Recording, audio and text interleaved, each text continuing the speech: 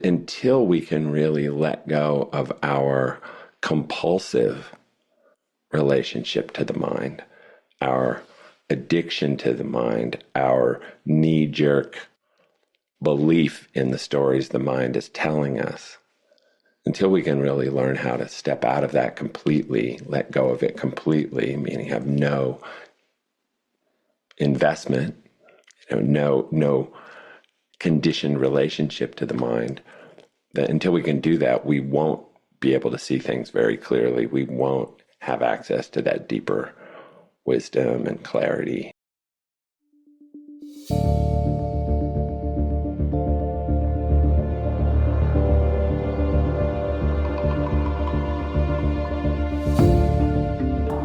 Welcome to Meditation Changes Everything with spiritual teacher Craig Hamilton, a podcast exploring the deeper potentials of meditation practice and how it can change every aspect of human life. In this episode, Craig explores a central question for all of us on the spiritual path. What does it really mean to go beyond the mind? Does it mean stopping thought altogether? Does it mean abandoning critical thinking or living without reason? Craig shows how letting go of the mind doesn't mean rejecting it. Instead, it opens us to what he calls a mind like water, a mind that's open, receptive, and agile. He'll also guide a short practice so you can experience this discovery for yourself.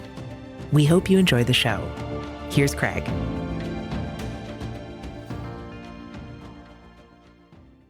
So we've all heard that spiritual awakening is about awakening to who we are beyond the mind, the self we are that's not the mind, the person we are that doesn't live in the mind.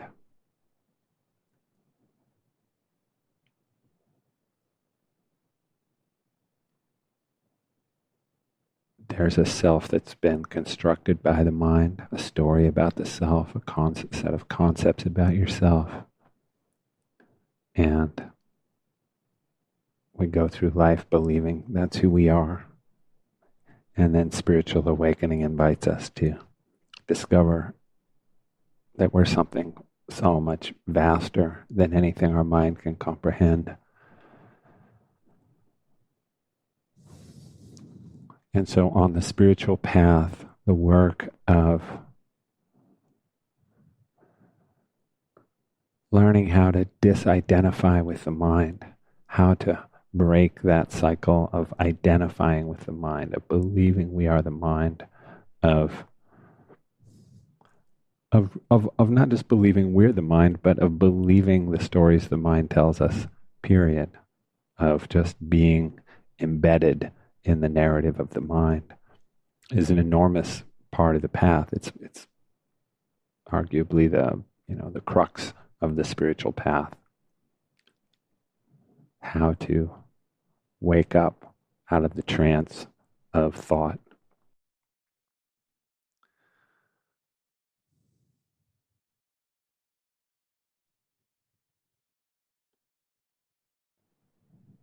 This is what enables us to discover who we are, but it's also what enables us to discover wisdom, to discover the natural source of enlightened wisdom that flows organically from our own true nature. Which, wisdom sounds like a big word, but wisdom also just means very practically the ability to be rational, to be sane, to see things clearly, without distortion, without bias, without being filtered through our layers of our conditioning. And really what a precious opportunity it is that we have in meditation and spiritual practice to really cultivate the kind of source of clarity, a kind of clear place to stand that isn't shrouded by our biases. It's not veiled by our preconceptions and conditioned belief systems. That there is a way, that there is a place within us that is an organic source of clear seeing and naturally arising wisdom and good judgment. simple good judgment, and that is something, often I'm talking about the very profound, sublime goal of spiritual practice and meditation, which is to awaken to our true nature, the glory of who we are beyond the mind. But there are also some incredibly practical benefits of our spiritual practice and our spiritual awakening. And this is one of them. This is arguably the biggest one.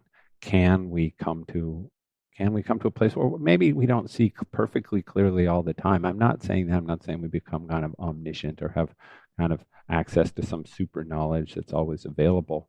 But the point is, if we can come to discover a place in ourselves and a way of being where we're no longer just under the constant, steady influence of our knee-jerk conditioning, our unquestioned biases and filters, where there's like a space between us and all that, then there's an opening for a life of very good, clear judgment, a life of rationality, a life of wisdom, ultimately, and in that, of course, a life of making good decisions that you don't regret because they were aligned with the way things are and the way things should be. Now, obviously, the path to that in daily life, there are many things we can do in life to try to learn to question our assumptions. We can learn to try to challenge our preconceptions. So yeah, there are things we can do in daily life to work on this. But meditation may be the most powerful tool we have to really set the groundwork for any attempt to become a source of wisdom or become someone who can think clearly and see things as they are. Because in meditation, we have an opportunity to all at once take a leap beyond our conditioned, biased mind. In other words, we're not, in meditation, we're not trying to unravel our biases and examine them one at a time. We're not trying to, analyze our deeply held beliefs and convictions and question them, debate with them, and unravel them one at a time. In meditation, we're taking a radical step out of the mind entirely, out of our embeddedness in the stream of thought. And so in that, we are out of the conditioned mind. We're out of bias, and we're out of that kind of conceptual reactivity that's rooted in our already knowing. Because see, there's often been confusion in spiritual circles about, well, what the goal is in relation to the mind. There have been meditation teachings and teachers who said that the goal of meditation is to not have any thoughts, to have no mind, they say. And there have been a lot of people have done a lot of meditation trying to calm the mind or quiet the mind entirely, not have a mind. And there have been a lot of spiritual movements that are a bit anti-intellectual. Like, how many spiritual people have you heard say at some point, "Oh man, you're lost in your head." Lost in your head. What does it mean to be lost in your head? Well, I mean, I'm not. It can mean, it can mean you're lost in your head. It means that, what it means in its, kind of true. What's true about saying something like that is it's very easy for us to get lost in concepts and lose. It means you're losing touch with other ways of knowing, like your feelings, like other people, your impact on them, like the context for the conversation you're having and the context for what you're thinking about. Like, it's possible to get lost in granularity granular concepts, right? So that's what that's for. But a lot of people will say that just to anyone who's thinking, or anyone who's making a rational argument or approaching things, trying to be reasonable and rational and thoughtful. And, you'll have a spiritually oriented person say, oh, too many thoughts, man. That, you're lost in your head. You just got to feel it. You just got to, get out of your mind. And that's a kind of anti-intellectual bias that has prevailed in a lot of progressive spirituality over recent decades that kind of gets in the way of at least what I'm pointing to, which is coming to a very clear, ultimately very rational, not, ultimately trans-rational, meaning integrating multiple ways of knowing. But I have no anti-intellectual bias here at all. But at the same time, I'm very aware that we're never going to discover our true nature, and we're never going to access profound wisdom and clarity if if we're fully identified with the mind, if we're lost in the mind, embedded in the mind.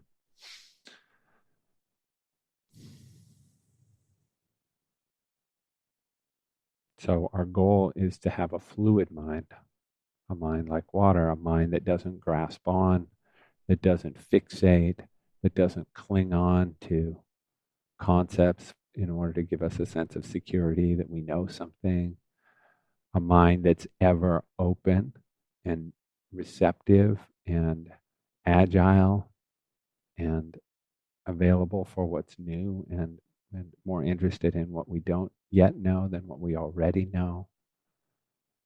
And it keeps moving forward and opening and leaning in. That's what we're after.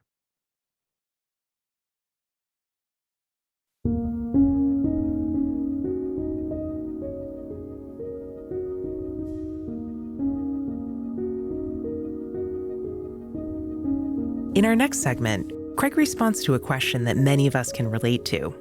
If meditation asks us to go beyond the mind, how can we still make use of discernment and good judgment in our lives? He also leads a short meditation practice, giving us a taste of what it means to rest beyond thought. Here's Craig.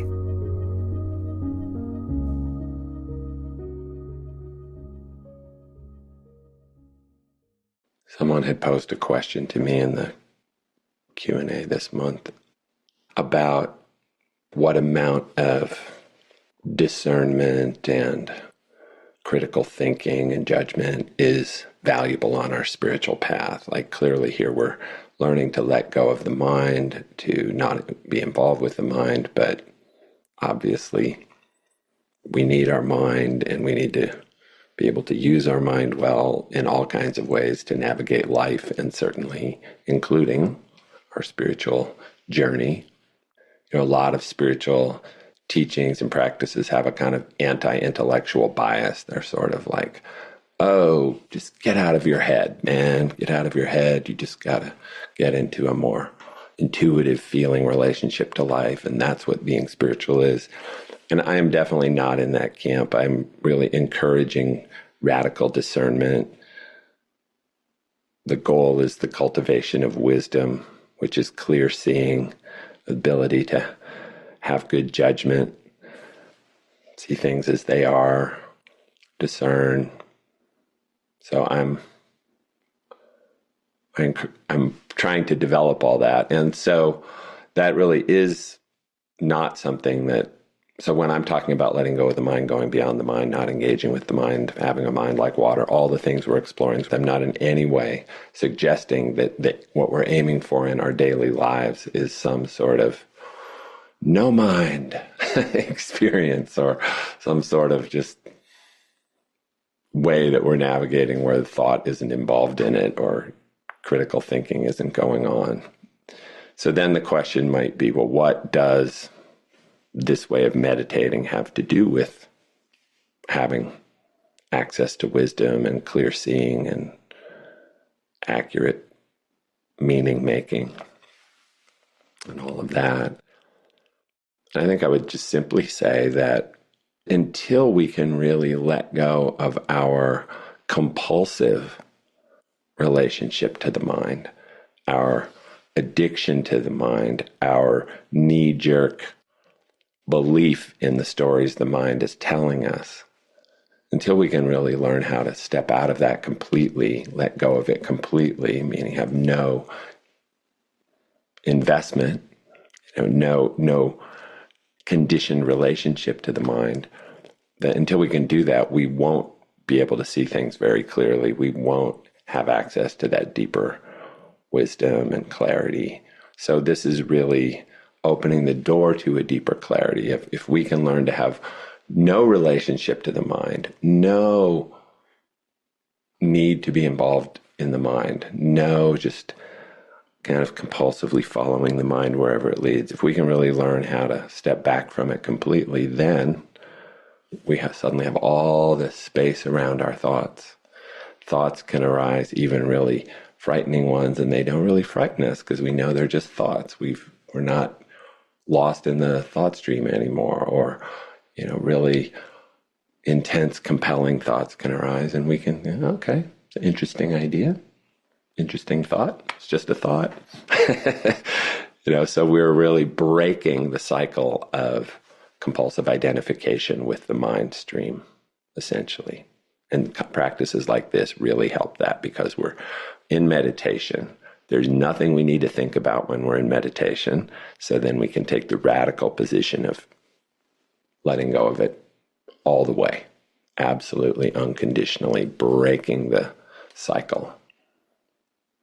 So it's not like we're trying to be able to be mindless in our lives or not involved with our mind in our lives, but by taking time to really go all the way with it in meditation and really liberate ourselves from that cycle, then we find that we go through life with a very fluid mind, a mind like water, a mind that's, it's going along doing its thing, but we're just not, there's no rigidity in our mind.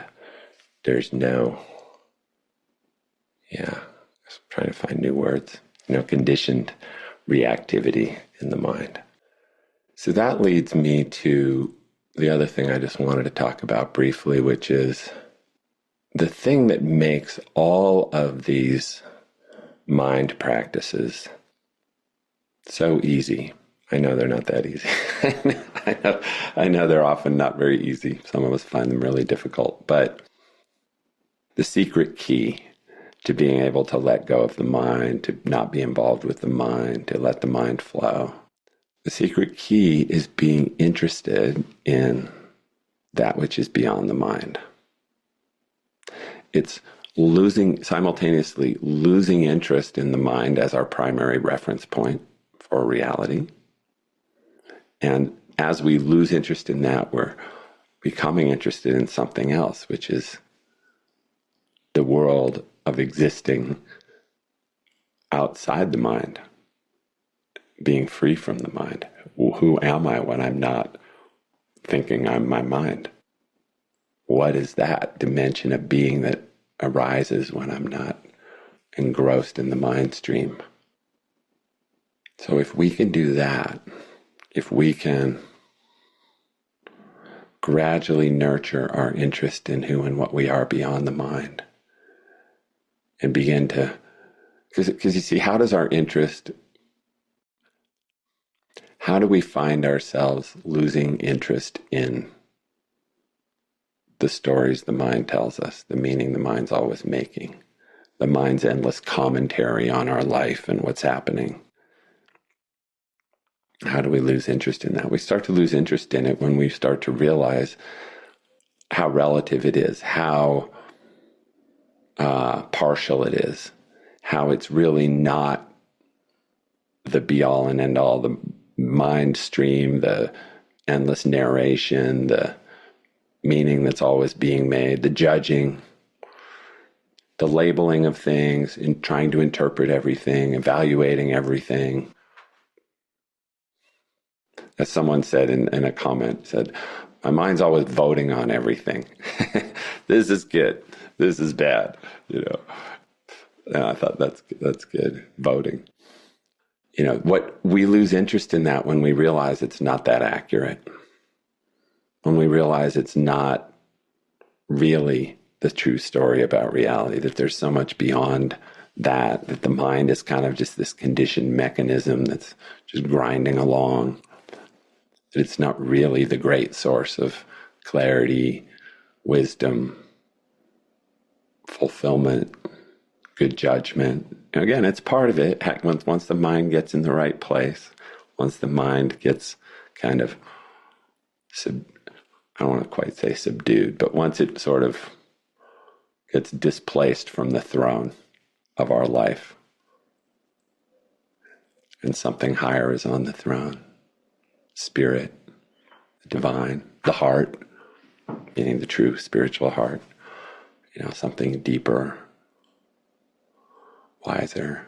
Once that's on the throne and the mind's kind of a servant of the throne, then it's useful. But the mind, as it's been existing for humanity forever, and just how it operates for most of us most of the time, isn't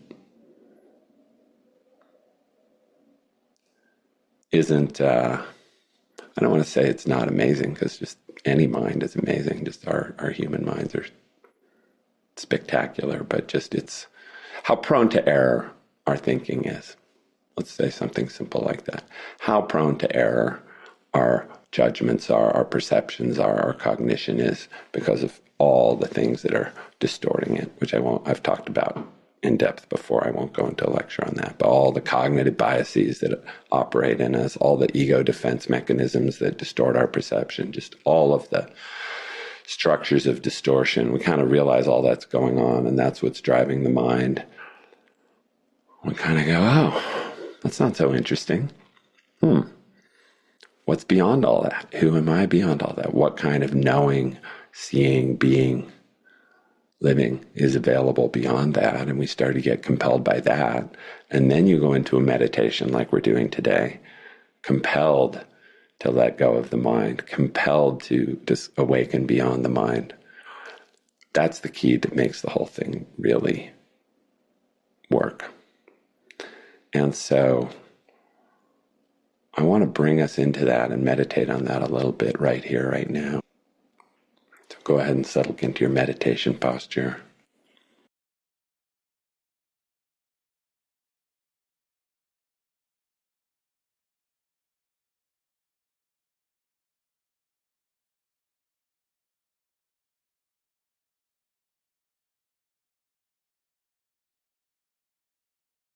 So to begin this practice, I want to invite you to step into a place where you are just not interested in the mind. Take the posture of having no interest in what your mind is telling you, what your mind is narrating.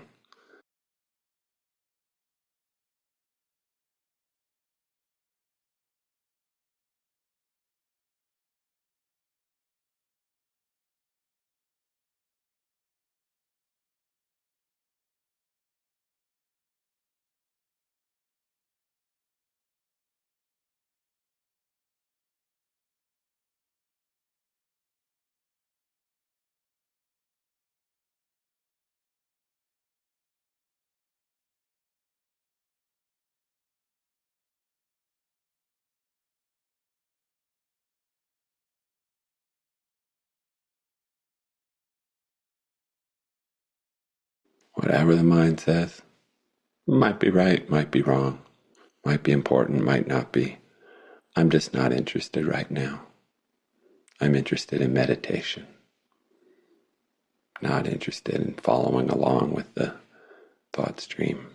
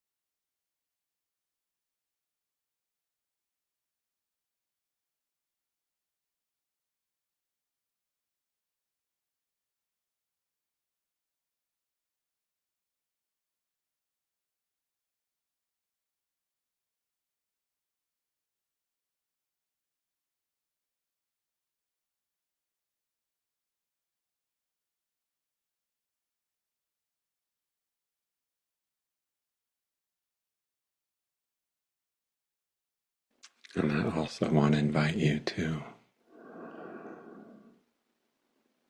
be interested in what's beyond the mind. Just connect with your natural curiosity, your natural interest in knowing something that your mind cannot see, but that you can fully know and embody.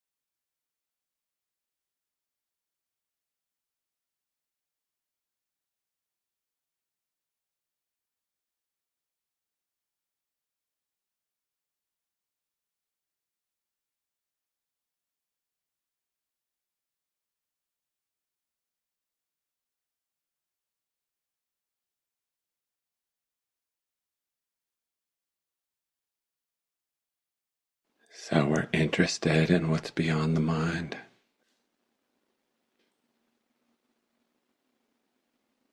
We're losing interest in the mind. And in that, it's easy to let go of the mind.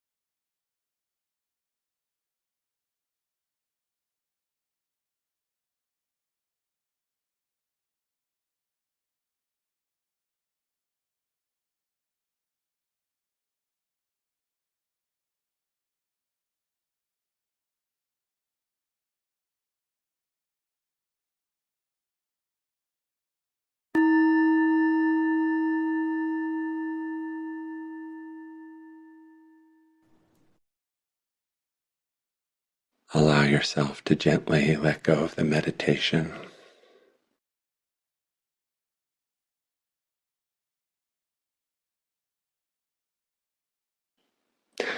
If you look at the entire spiritual journey, all of the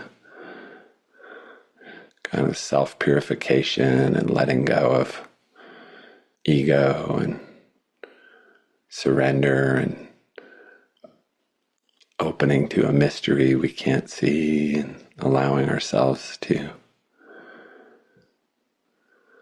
kind of empty out and become a vessel for something greater. Like all of that and all of the challenges involved in all of that. The simplest key to all of it is interest. If you're interested in getting out of your ego, you'll find a way out. If you're interested in surrendering your addiction to control, you'll find a way to let go of control. If you're interested in going beyond the mind, you'll find your way beyond the mind. Because interest is really the driver of everything on our spiritual path. It's shockingly simple. So the cultivation of interest is really everything. Without it, everything's a struggle.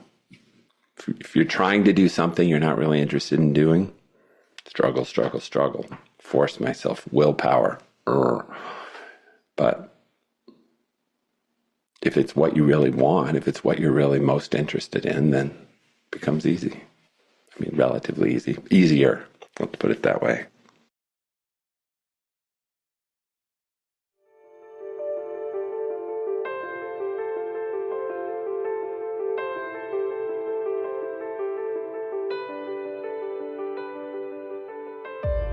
If the approach to meditation we've been exploring today inspires you, you are invited to tune into a 90-minute online workshop Craig will be hosting called Meditation 2.0, The Miracle of Direct Awakening.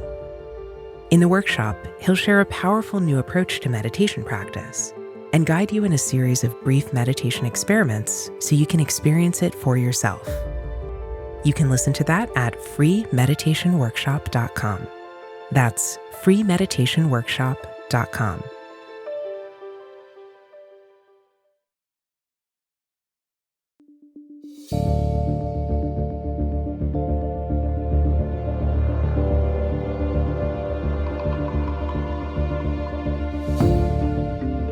If you enjoyed today's episode, we hope you'll share our show with others. And please subscribe and rate us wherever you listen to your favorite shows. If you have a minute to write a short review on your podcast app, we would deeply appreciate your support. You can stay connected to the show by subscribing to our newsletter at meditationchangeseverything.com. Each week, we'll send you new audios and videos from Craig, and we'll also let you know when we release new episodes of the show. For a deeper experience of Craig's approach to meditation, consider joining our Awakened Life membership program. Each month, you'll receive in-depth teachings and guidance, including a meditation workshop, 4 guided meditations, and a live online retreat with Craig. And when you register today, you can receive your first month for 50% off. Go to awakenedlifemembership.com to learn more and enroll. That's awakenedlifemembership.com. Check out our show notes for links to all the ways you can stay in touch with Craig's work. Meditation Changes Everything is created by Craig Hamilton, Susan Fries, Morgan Dix, Stephanie Murphy, Will Bowman, and Richard Klein. From all of us, thank you for tuning in.